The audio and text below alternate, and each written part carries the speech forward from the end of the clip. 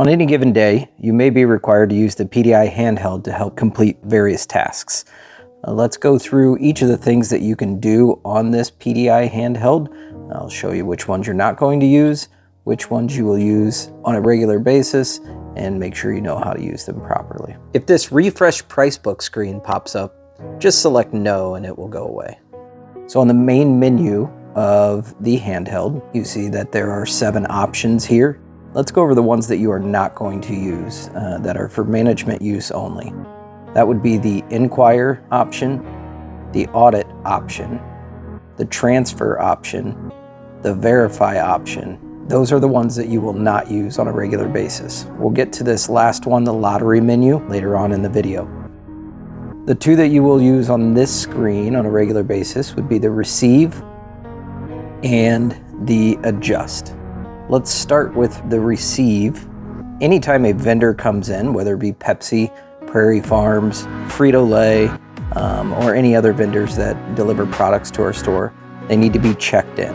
And the items that they bring in need to be scanned by this PDI handheld so that it gets added to our inventory.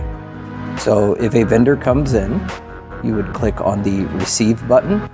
We are going to create a new invoice. So if you look, you only have 3 options down here at the bottom. You have a refresh, which isn't going to do anything except refresh the screen. You have a new option, which is what we're going to go to, or you have the exit option to take you back to that main menu. So we're going to select new. We're going to use Pepsi for an example. So we have to fill in all of these options here. First one is the vendor. So I need to go select from a list of vendors who we are getting from. As you can see, these are a list of all the different companies that deliver some sort of product to our stores. We're going to go down here, Pepsi Beverage Company, or PBC in here. The dates, both of these dates need to match the date that it was delivered. So if it was delivered on 5/7, both dates need to say 5/7/24. So we're going to go ahead and leave those alone. The reference number is the invoice number. That can be found at the top of each invoice.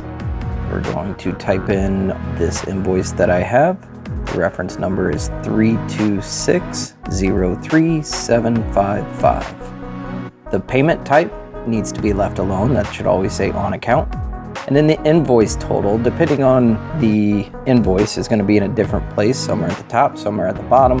That's the total amount that we are paying for the product that they are bringing in. So in this case, with the Pepsi invoice, it is $960.88. Once all of this stuff has been entered, we're ready to go ahead and hit scan. At this point, using the PDI handheld, you're going to scan each item that gets brought in, and you're going to type in the quantity that we are receiving. For example, I just scanned a 20-ounce bottle of Pepsi, and you should see Pepsi come up. And in this case, we buy Pepsi in packs of 24. So if on this invoice you had 3 that you were receiving, we would type in 3 cases there and hit enter, and I'm ready to move on to the next item on the invoice. You would go through and do this for the entire invoice. And once everything is scanned in and verified, select back, and then you would go ahead and post. If something does not scan, you'll see this screen. At that point, that item should get highlighted on the invoice and notify your manager that item did not scan, so that they can notify our price book manager and get that item into the system if it is not already. Back at the main menu, the next screen that you would want to go into on a daily basis would be Adjust. This is anytime something needs to be removed from our inventory because it did not sell. We need to go in here and account for it. This should look similar to the last screen. You only have 3 options available to you. You're going to select New. Obviously, the date is going to whatever date you are throwing that away, which should be done on the date on that day. So 5/7. Then you're going to select the next option down, which is Type. And there are 4 types of waste or adjustments that we can make. The first one would be bad merchandise. Bad merchandise would be items that we cannot get credit for and must get thrown away. These would be mostly SAS products, our grocery supplier, and Prairie Farms, are two vendors that we do not get credit for everything. With SAS, some products we get credit for and some products we do not. We will discuss that later on in the video. And for Prairie Farms, we do not get credit for anything. So if a gallon of milk goes bad and we have to throw it away, we need to come in here and select bad merchandise. We would come down here and select scan, and then we would scan that gallon of milk, enter how many we are throwing away, and then go ahead and post that like we saw previously in the video. The next type of adjustment is store use. Store use is anything that's going to get used by the store, taken directly from the shelves. This should come with manager approval, but if you need a Band-Aid and we do not have any Band-Aids at the store, that is something that you could store use. If there's a specific tool you would need, there's a variety of different situations where you would need to store use something, but we do need to account for that and remove that from our inventory even though we are not paying for it. So again, you would hit store use, go hit scan, you would scan that item and how many you are store using. Again, this can only be done with manager approval. The third adjustment type is spoilage. This would be the least commonly used one, and this would apply to ingredients from the kitchen that went bad or cannot be used, such as an outdated can of gravy, an expired package of non-retail buns that are used for sandwiches, and other items like that. These are items that are being used to make something but will not be sold in the store. The final adjustment type would be waste, and this will be the most commonly used at our hot food stores especially.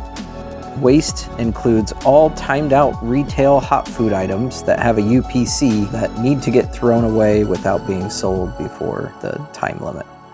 This would include pizzas, Bosco sticks, pasta bowls, salads, deli sandwiches, etc. Anything that is scannable needs to be scanned in before it is thrown away. For any of these four types of adjustments, after you've scanned the item and you type in the quantity of how many need to be thrown away, you hit enter and it'll bring you to this screen. Make sure everything that you are throwing away is listed below in that list, and then go ahead and hit back. At that point you can hit post. Once it is docked, it will sync up with PDI system and remove that item or items from our inventory. The last thing that you would need to use the PDI handheld for is to do our lottery counts throughout the day using this lottery menu. We'll click on lottery menu, and that will take us to another separate menu. To go back to the previous menu, you could hit this main menu button. Again, there are items underneath the lottery menu that will only be used by managers, such as lottery receive, activate, return, and inquire. Really, the only thing that you will need to use is this count option. We'll select the count option, and again, we're going to come down here and select new. Next to auditor, that's where you need to insert your cashier number. And then count rule. There are a couple different types of counts, which I will explain. Daily active inventory is a lottery count that should be done first thing in the morning by the opener to get our initial count for that day. So unless you are opening the store, you should not be using the daily active inventory. The weekly inactive count is done every Sunday by a manager or assistant manager when putting together the weekly pack-up. Again, unless you are a manager or assistant manager, this will not be used. For every other count done throughout the day, that requires a shift count. So we're going to select shift count, and we will come down here and select scan. When it's time to scan the lottery tickets, scan the barcode at the bottom of the back side of the ticket. No need to hit enter afterwards. The trigger is also the enter button, so just by scanning the next ticket, that will enter the last count, go through, and we'll scan every ticket that we have available for sale.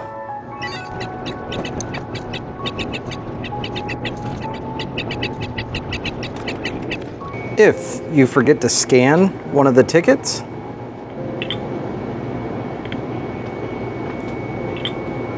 it will pop up with this message saying there are still uncounted books. Would you like to go to the review screen? If you realize that you missed a ticket, which I purposefully did right here, you will need to do that. Go back and scan it. And if not, if it's sold out, you will need to mark it as sold out. Occasionally, the PDI handheld will freeze up. If this happens, the first way to troubleshoot it on your own would be to push the blue button at the bottom right and the F4 button at the same time. This screen will pop up, and the only selection we should ever make is this top one that it's already set to. Reset applications, we call this a warm boot. Okay, so you'll click on that, hit continue. The PDI handheld will begin to reboot, and once it's done, it will pop up this calendar. All you need to simply do is select OK at the top. It'll continue to reboot, and at that point, it should head back to the main menu and be ready to use. If selecting the blue button and F4 at the same time does not work, another option is to take the battery off of the back, wait about a minute or so until it completely powers down. Inside, underneath where the battery pack was, there's a black rubber circle with a button underneath it. Push and hold that button for 15 seconds, and then replace the battery. If this option does not get the PDI handheld back up and running, please give Tyler or Dan a call and we can help from there.